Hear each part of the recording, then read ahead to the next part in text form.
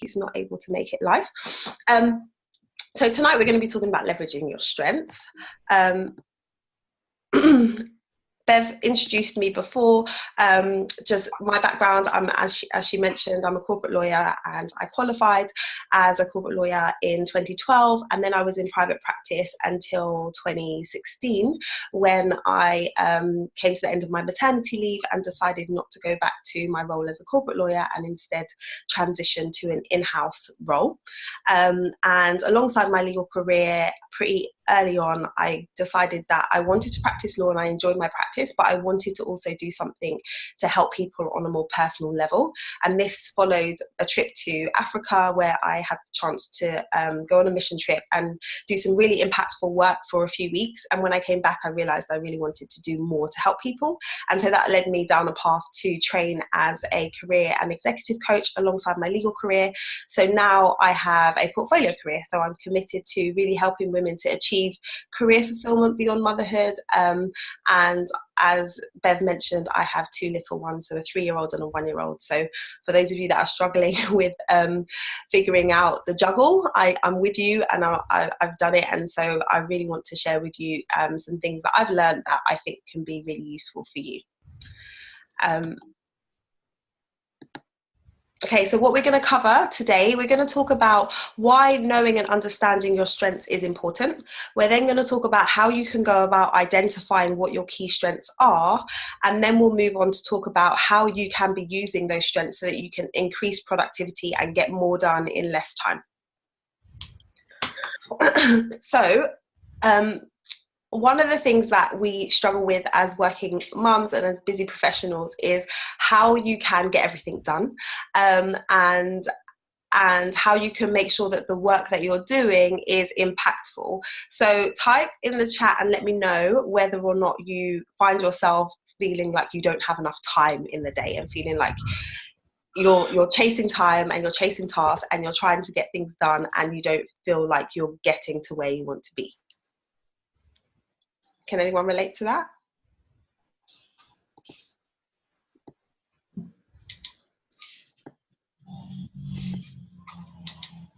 Yeah.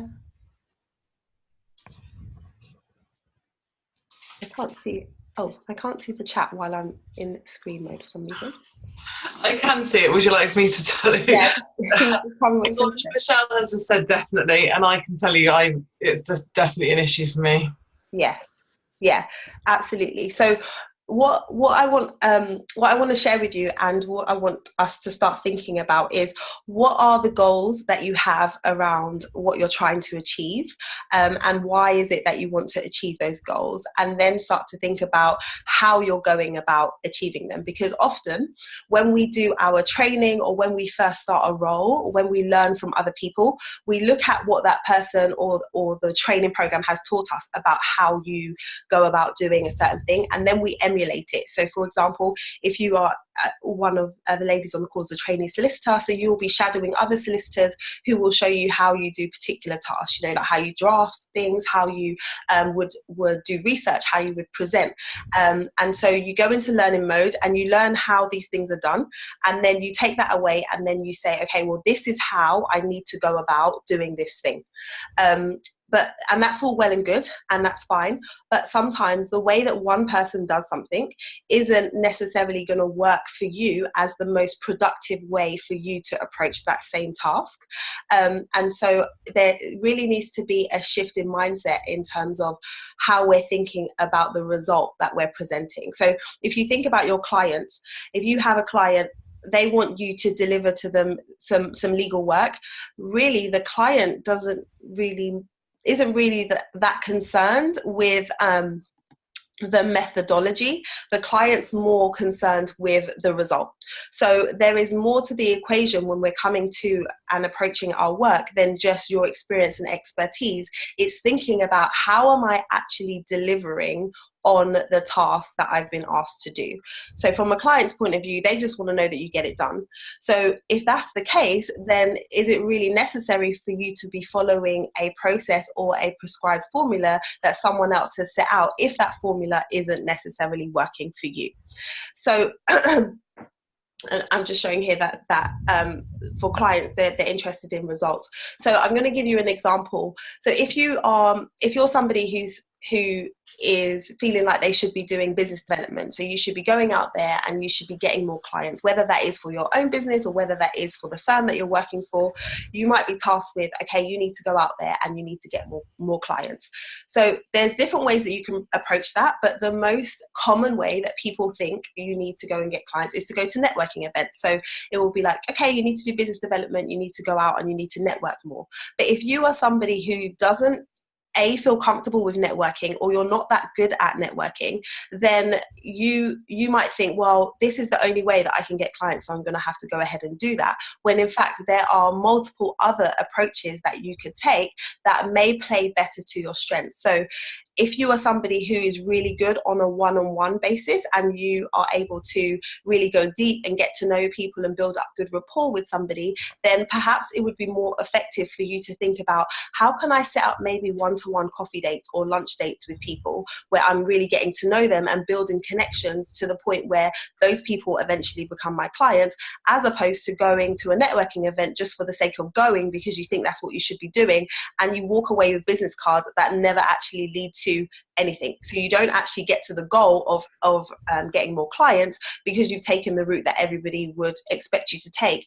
But if you took a step back and said, actually, I would work better on a one-to-one, so let me try a different strategy, then you would, one, get to your result a lot quicker, and two, you would do it with ease and you wouldn't have that element of feeling uncomfortable or angst. You would feel like, oh, this was quite easy because it came naturally to you because you were playing to your strengths in that particular circumstance. So in our society, and generally, we often focus on the negatives. So if you think about a scenario and a situation, let me ask you about like your last appraisal that you had. Can you remember anything about your last appraisal? Is there anything that comes to mind if you think, okay, last time I sat down and got some feedback, can anybody share with me some feedback that they can remember?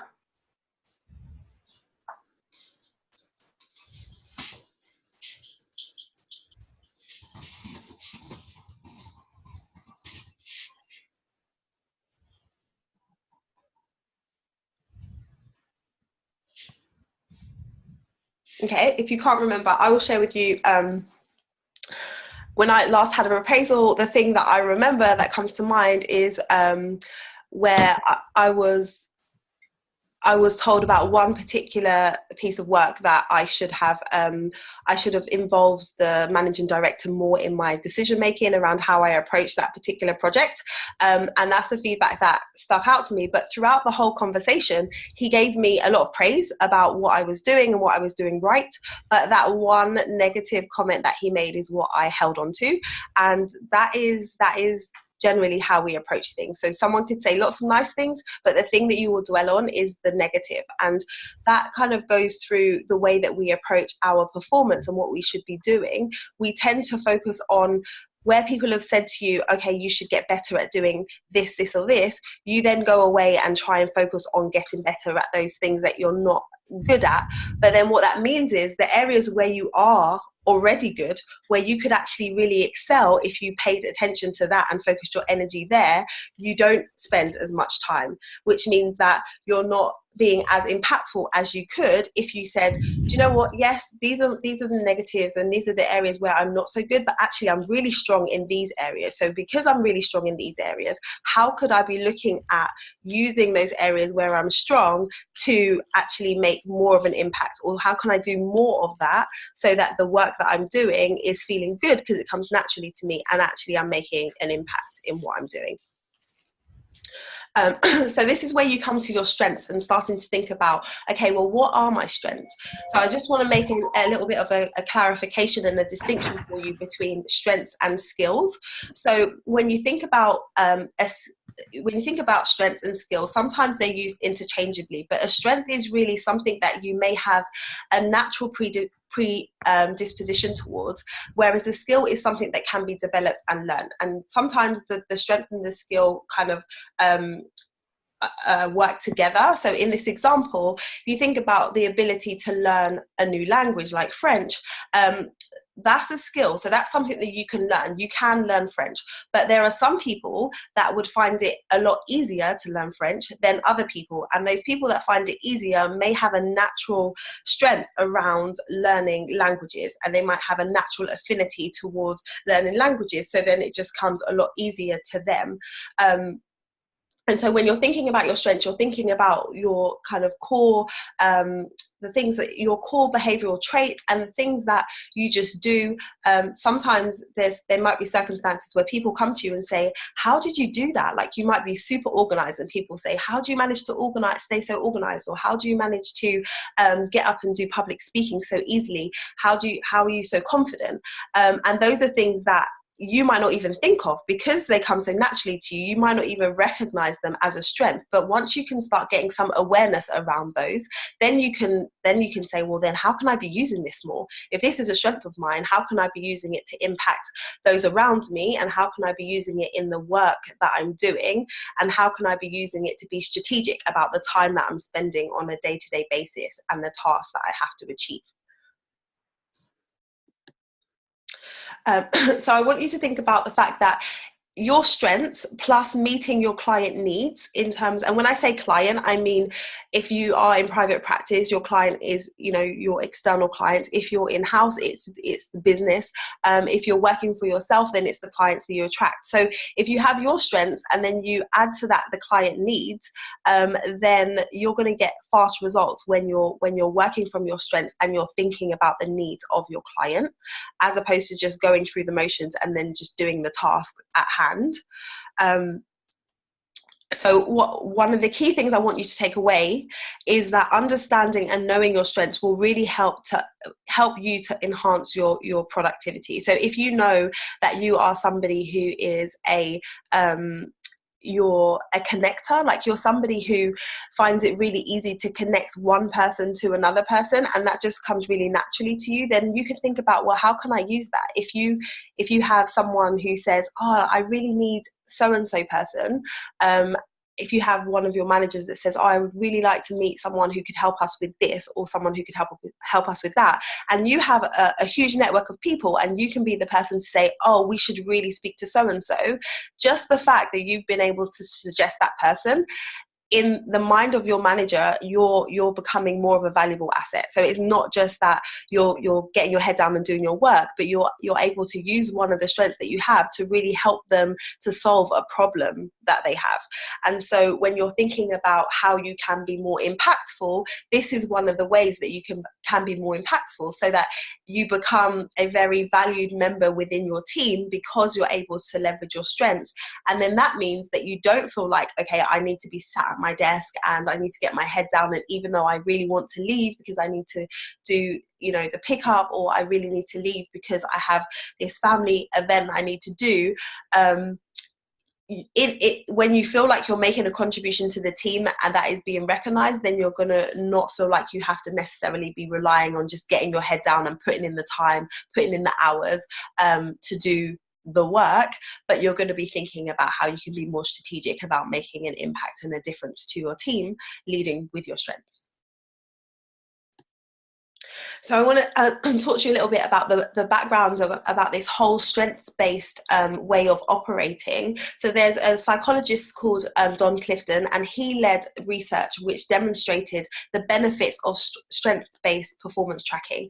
And they've done a whole load of research. So his organization is now called Gallup, and they done some research a few years ago that found that people who are working to their strengths and are leveraging their strengths in their day-to-day work are 6 times more productive than those who are not.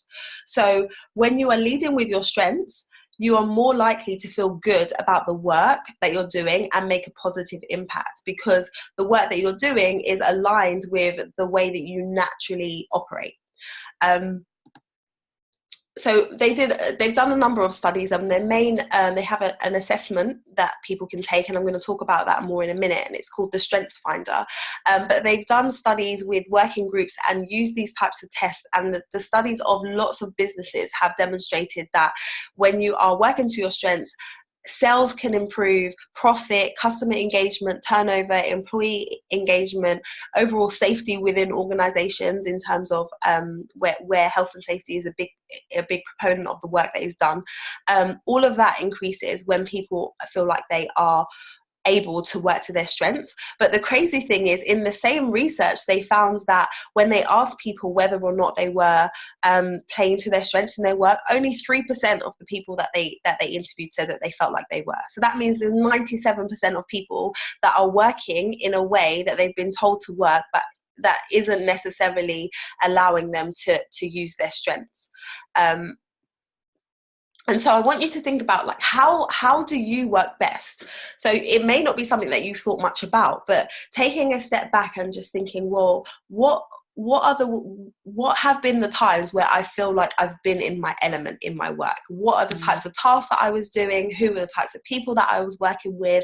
What time of day is the best for me in terms of productivity? Thinking about how you work best and how you like to work can then help you to redefine your work. So when I spoke earlier about the fact that your clients and your perhaps your bosses are more concerned with the results than they are with the process, that gives you some freedom to actually think about, well, can I redesign the way that I'm working? And there's a concept called job crafting.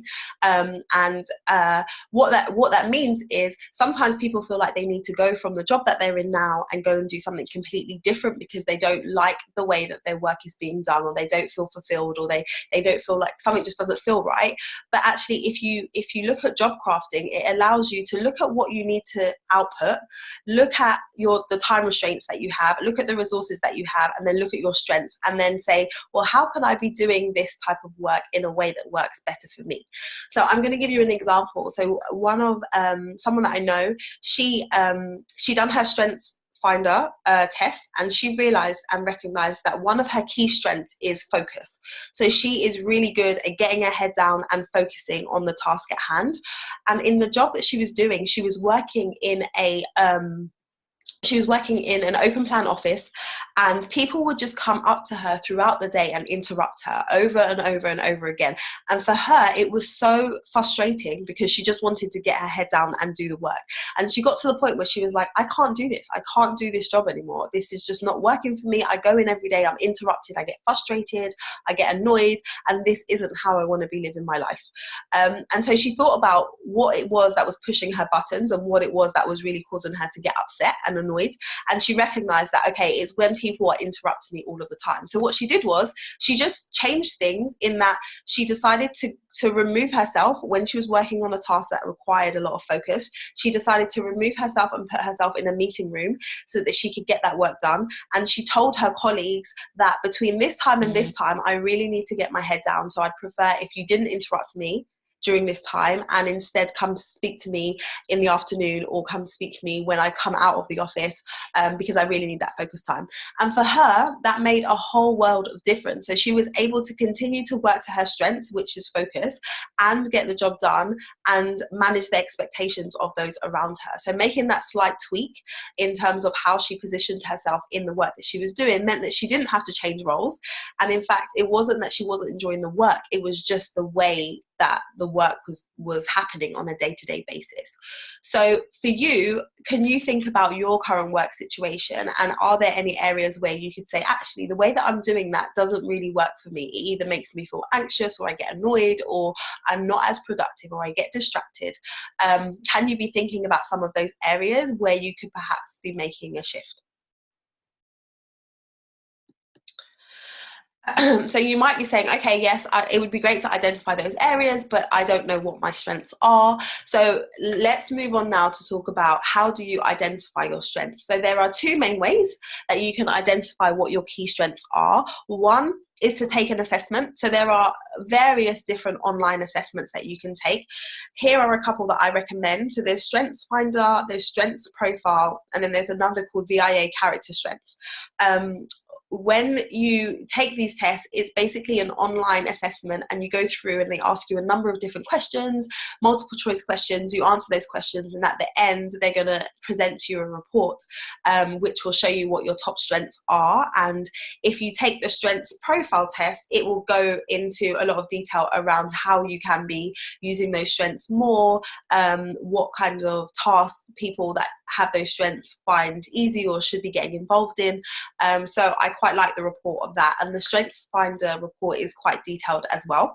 So you can choose to take an online assessment, or you can start to pay attention to feedback or seek feedback from others. So people, as I said before, people will often ask you, how do you do certain things so easily? So that's an indicator of your strengths. But the other thing you could do is ask a few of your colleagues or family members, what do you consider my key strengths to be? Or ask them, what would make you, what circumstance would have to come up for you to pick up the phone and ask me, or what would you reach out to me for? So when they start telling you that, then that can give you an indicator as to some of the strengths that other people see in you, and then you can start to focus on paying attention to when it is that you're using those strengths, and then how you feel when you're using those, and how you feel about the work that you're doing, and how that compares to times when perhaps you're not working to those strengths.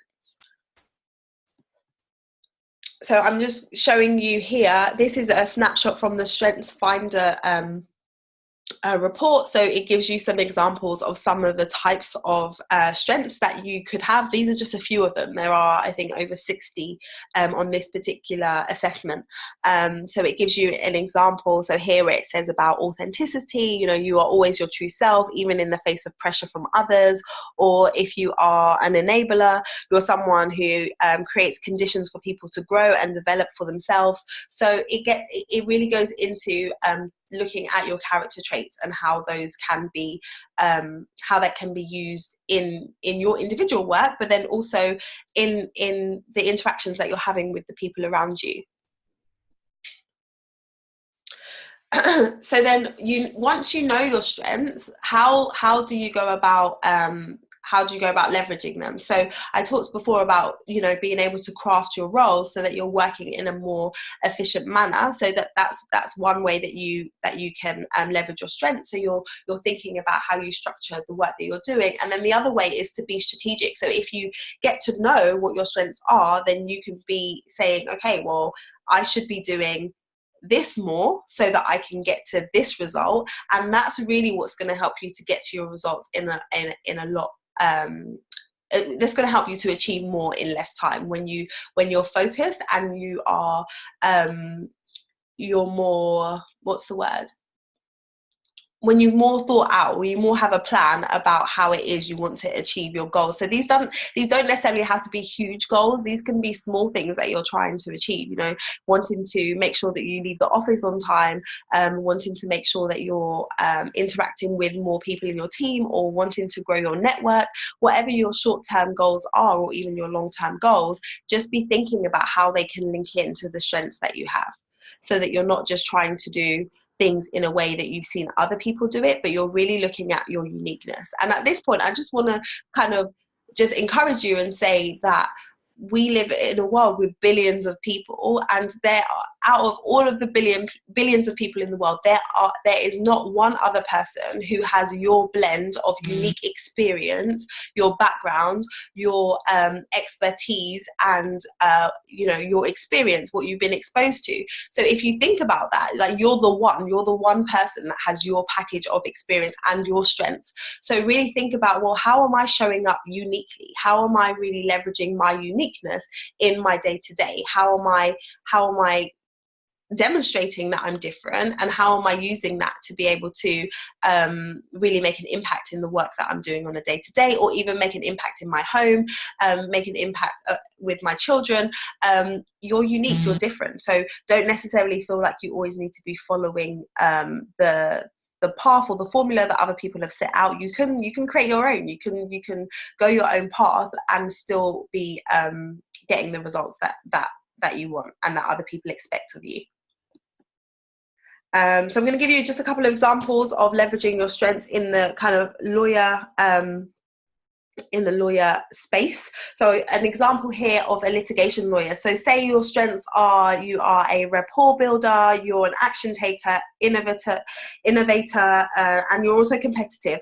So you could think about, okay, well, these are some really good strengths that I have, and as a litigation lawyer, I need to put forward my case, I need to liaise with the other side, I need to put forward a good argument for my client. So maybe you could think about, instead of relying on written correspondence, if you're someone who's able to rapport build and you can build connections with people easily, how about you arrange more telephone calls or meetings to build up the rapport with the other side, because you know that you're good at that. So when you're building up a rapport with the other side, then where there are some technical points that could end up being nitpicky points or points that are argued for no reason, you've built up that rapport, so maybe you can bypass some of that. But you could, if you didn't recognize that that was your strength, you could say, well, at this stage in negotiations, people generally would write a letter, so I'm just going to write a letter.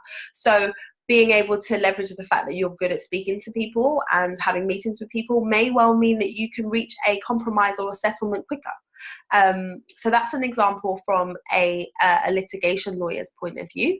And then if you're a transactional lawyer, like if you are somebody who's detail oriented, you're a connector, you're curious, you have drive, then you could start to use your curiosity to find out more about your client's wider goals. So when they come to you and they're talking to you about a particular transaction, this transaction is going to sit within the wider context of what they're trying to do and achieve in their business. So you relying on your natural curiosity and asking those questions, you're going to be able to connect with that client a lot better. You're going to stand out as a lawyer who is also personable, as somebody who wants to know more about their business, who is commercially minded, and you're going to be able to stick out in the mind of that client, because you want to help them achieve their goals. That client's likely to be very grateful to you for having that approach, and then that may lead to repeat business. So you being curious could end up with you having repeat business or referrals, because you're just relying on your natural ability to just be able to ask questions and ask the right questions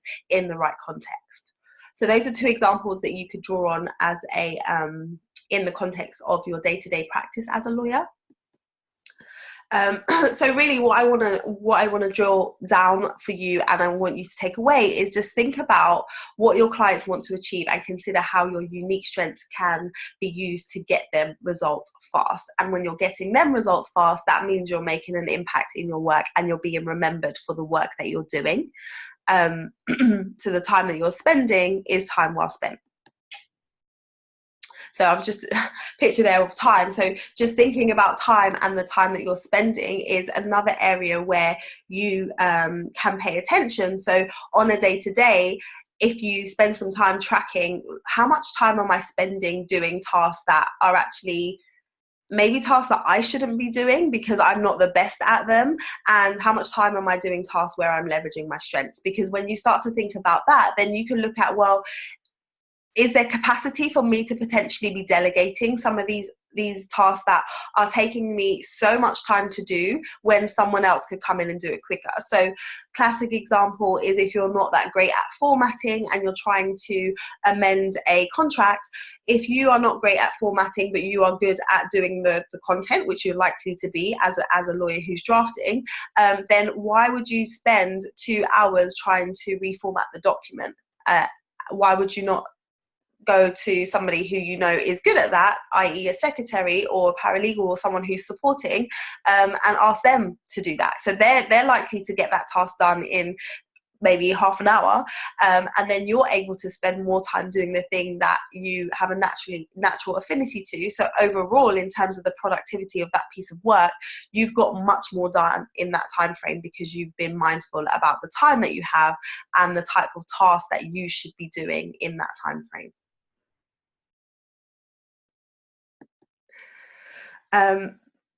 So going forward, so think about, okay, so how could you apply some of this? So how could you be more intentional about your activity over the next 90 days? So spend some time thinking about, okay, we're coming towards the end of 2018, moving into 2019. do I need to reflect on how I've been going about doing my tasks on a day-to-day, and how can I go about changing those so they're more aligned with my strengths? What are your goals that you really want to achieve? So know what the goals are. So instead of just going in and having your head down and just doing what is coming to you and landing on your desk, what are the goals for you as an individual in terms of your personal development and your professional development, and what are the goals for your team? If you know what the goals are for your team, and those goals might be aligned with what you want personally, or they may not be, but knowing what the goals are means that that can help you to focus on the right things as well. So if as a team you're focusing on growing a particular area of your of the business, or you're focusing on reaching out to a certain type of client, then you can start thinking about, well, if that's what we're overall trying to achieve, how can I be spending more time doing tasks that lead to that particular thing? So that, again, what you're doing is impactful because it's feeding into the goals that you have as a department. And if you're not working towards those goals, are you working towards your individual goals and what you want to achieve in the short to medium term in terms of your work? And again, the same applies to your home life as well. Like, what are the goals, immediate goals that you have for you and your family life, and how can you be more intentional about how you're approaching those? So to recap what we talked about, so we've said that when you know your strengths, you can easily demonstrate how you can add value.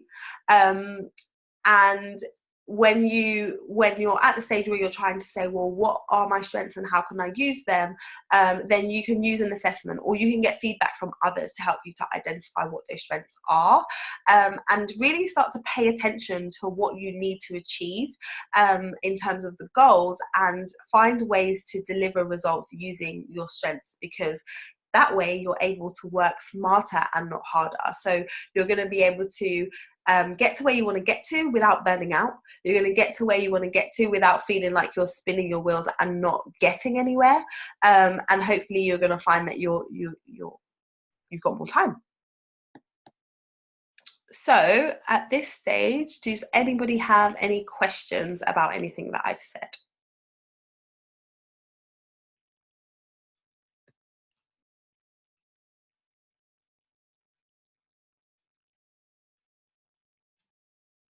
No questions?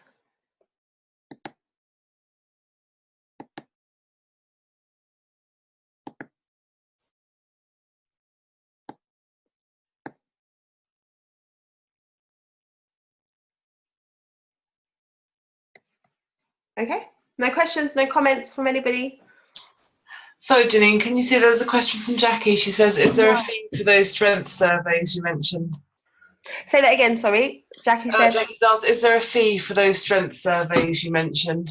So the VIA one is free, so you can go onto their website and do their assessment. The strengths profile one, I think, is £12, and the strengths finder is the most expensive, and I think it's maybe, I want to say, about £50. I'm not sure, but I would say out of all of them, I've done each of them, and I found the strengths profile, which is the one that's £12, was the most comprehensive and gave me the most insight in terms of the strengths that my top strengths. It also tells you what your weaknesses are. It tells you areas where you can be spending more time and attention, and gives you examples of how you can do that. So I found that to be really useful.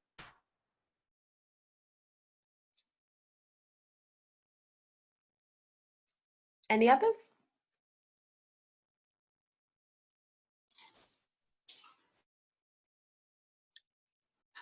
There's no more questions in the comments. Okay, so I've put the feet up there just to demonstrate that once you start to get clear on what your strengths are, hopefully you're going to carve out more time for yourself.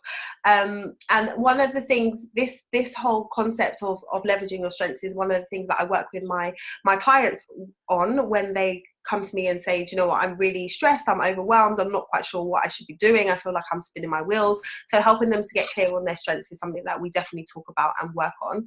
And that is something that I talk about within my membership community. And I'm just going to spend a few minutes now just sharing with you a bit about that, because I'm opening the doors to the community again this week. And It's a place where I share trainings like this and other trainings for women who are building out their careers whilst raising a family, and provide a resource and community for them so that they can get the support that they need. So I'm just going to spend a few minutes now just talking to you a little bit about the collective, just to tell you a bit about how it works. So the Careers Build Motherhood Collective is a monthly membership for ambitious women who want to thrive in their careers beyond motherhood. And so within the collective, the ladies that we have in there already are achieving great results. And these are some of the things that we work with the women in the collective on. So learning how to return to work with confidence, to negotiate flexibility, to tap into the hidden job market, to get promotions, to change career direction, expand networking or your network with like-minded women. So there's other women who are working mums in the community, and also some women have decided, actually, I want to launch a business. So we talk about how you would go about doing that. So the collective is really a hub, a place to get support with achieving your post-baby career goals. So I'm just going to share with you a couple of our members and what they've experienced recently. So this is Nicola. She's an accountant who came to me a little while ago. I worked with her on an individual basis as a one-on-one client, and she was working flexibly. So she had a 3-day-a-week role that she was doing for a long time. She was in it for 15 years, and then when she had her son, she went down to working 3 days a week. But she wasn't finding it to be as fulfilling as she wanted it to be, and she felt stuck. Like, she knew she wanted to move on, but she didn't know where or how or what she would do. So we worked together to help her to identify really what she wanted, highlight what her strengths were, and help her to figure out what her ultimate ideal role would look like. And then, since working together as a one-on-one client, she joined the collective and got some support, continued support from me and also other ladies in the group. And then she sent me these couple of emails. So after we had one of our group coaching calls, she emailed me to say thanks for that. It was really interesting. I think being accountable is going to be really good for me. And then literally a couple of weeks later, she reached out to me and said that she had a job interview, and then we helped her to work towards getting confident to go for that interview, and she smashed it. She got the job, and now she feels like it's definitely the right move for her. So now she's moved to a role in a much more fulfilling environment because she was more aware of what fulfillment looked like for her. Another lady, this is Katie, who's got a gorgeous daughter, and that's her pregnant. She's now had her son.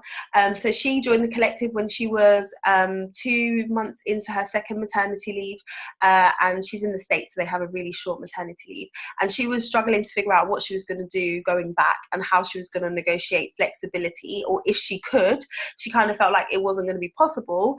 So we, as a group, helped her and supported her with figuring out how she should put forward her flexible working request, what she should say, helped her with her confidence, and then she came back to the group and reported that she talked to her director, and he said yes to her request, and so she was really excited that she was going to be able to work part-time and be there for her children in the way that she wanted to. And she said, thank you for the suggestions and support from the group, and she found that just speaking to the group and getting feedback from us gave her a really light bulb moment that helps her to go into her conversation with confidence.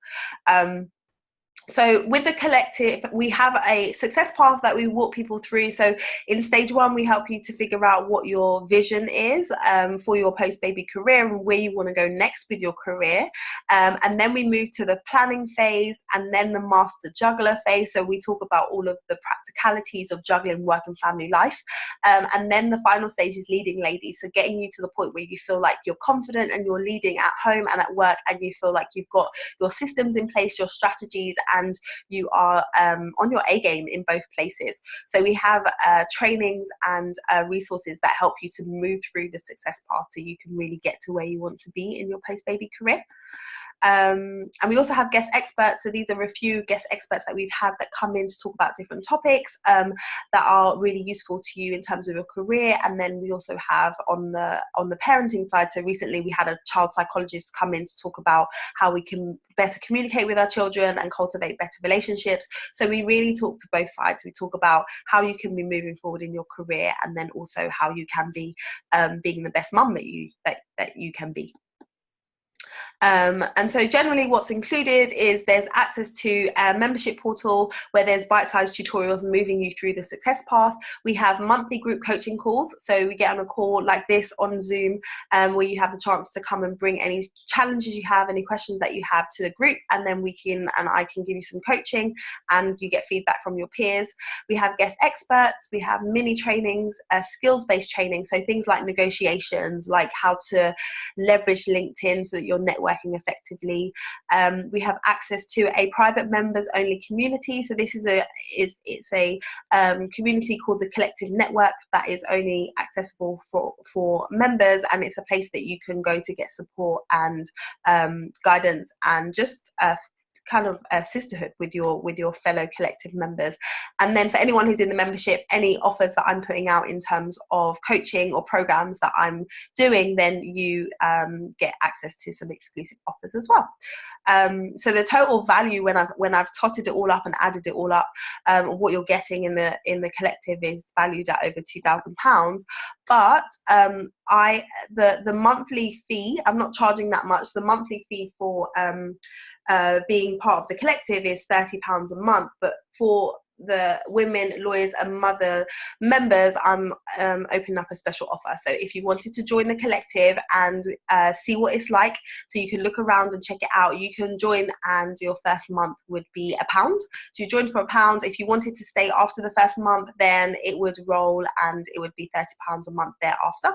And so I'm opening this offer up for the next 48 hours. So if you decide that you want to join the collective, then you can come join us for £1 and look around and see how we can support you with moving forward in your post-baby career. Right, so I'm going to stop sharing my screen now. Okay, I'm back. So that was a whistle-stop tour through looking at your strengths, how you can leverage them, and sharing with you a bit about the collective and how it may be able to help you with figuring out where you want to go next with your career and giving you support. So yeah, that brings me to the point where I say, do you have any questions for me at all, or any comments or anything that you'd like me to answer at this time?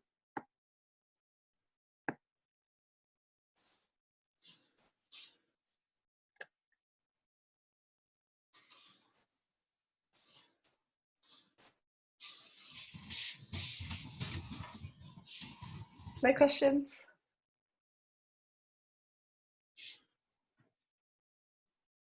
Okay.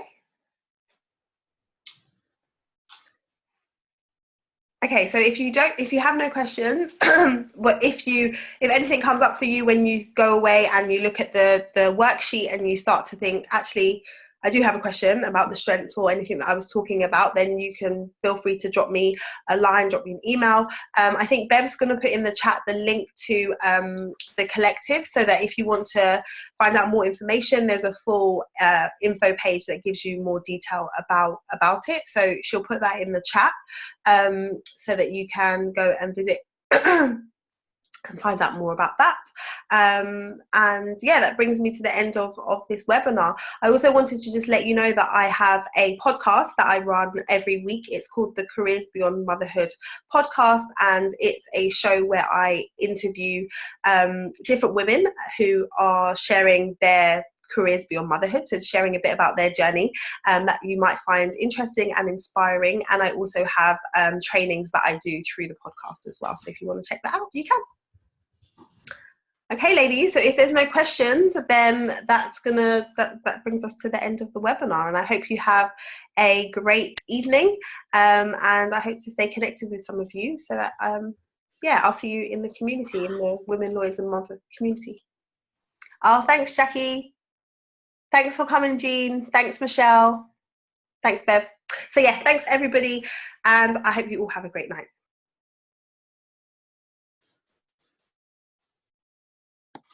I'm going to end.